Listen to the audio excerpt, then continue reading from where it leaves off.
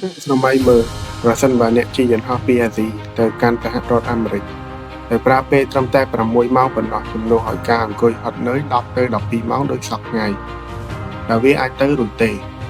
Chùm này đang bày nè tí nâng bọ sái nâng nông video này.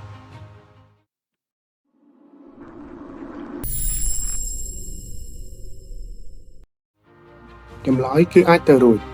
chùm học thì nè chắc cam là bên lươn chiên xâm lên. ឬ Super Sonic Jet ចំនួនថ្មីកំពុងតែត្រឡប់មកផ្លាស់ប្ដូរប្រវត្តិសាស្ត្រការស្ចរពិភពលោកសាជាថ្មីម្ដងទៀតហើយហើយជាអ្នកទាំងអស់គ្នាក៏បានដឹងហើយថាការពីអតីតកាលពិភពលោកយើងធ្លាប់មានយន្តហោះល្បឿនលឿនជាងសម្លេងដ៏ល្បីល្បាញមួយឈ្មោះថា Concorde វាអាចហោះក្នុងល្បឿនលឿនជាង 2000 គីឡូម៉ែត្រក្នុង1ម៉ោងប៉ុន្តែនៅក្នុងឆ្នាំ 2003 យន្តហោះ Concorde ត្រូវបានគេលុបចោលពីការហោះហើរជារៀងរហូត មូលហេតុចម្បងគឺដោយសារតែបញ្ហាសំឡេង Sonic Boom ដ៏ខ្លាំងក្លាពេលដែលវាកំពុងតែបំបែកល្បឿនសំឡេង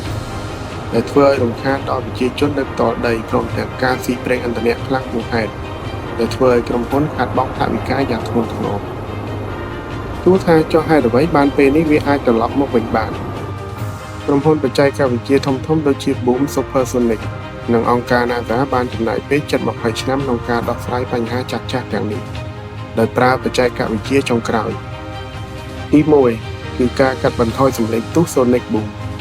ការរចនារូបរាងច្រមុះវែងស្រួចពិសេសធ្វើឲ្យសំឡេងទុះថយចុះមកត្រឹមសំឡេងតិចៗ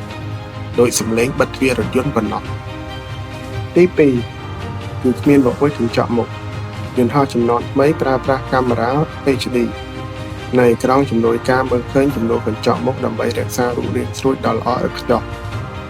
និងទី3គឺការប្រើប្រាស់ឥន្ធនៈបៃតង 100% វាប្រើប្រាស់ឥន្ធនៈ Sustainable Aviation Fuel ដែលមិនបំពុលបរិស្ថាននិងកាត់បន្ថយការស៊ីប្រេងបច្ចុប្បន្នក្រុមហ៊ុនអាកាសចរយក្សជាច្រើនបានធ្វើការកក់ប្រាក់និងធ្វើការទិញយន្តហោះ Supersonic ចំនួនថ្មីនេះរួចរាល់ហើយហើយគេក៏រំពឹងទុកថាវាគ្មិននឹងចាប់ផ្ដើមដឹកអ្នកដំណើរផ្លូវការជាលើកដំបូងនៅក្នុងឆ្នាំចន្លោះ 2029 ដល់ 2030 ខាងមុខនេះហើយ តើអ្នកទាំងអស់គ្នាជឿទេថា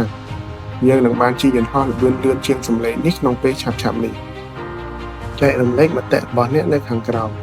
ប្រសិនបើអ្នកចូលចិត្តវីដេអូចំណេះដឹងប្លែកៗនិងតនហេតុការបែបនេះកុំភ្លេចចុច like share និង subscribe Channel ចំណេះដឹង3នាទីដើម្បីទទួលបានវីដេអូថ្មីៗជារៀងរាល់ថ្ងៃជួបគ្នានៅវីដេអូក្រោយសូមអរគុណ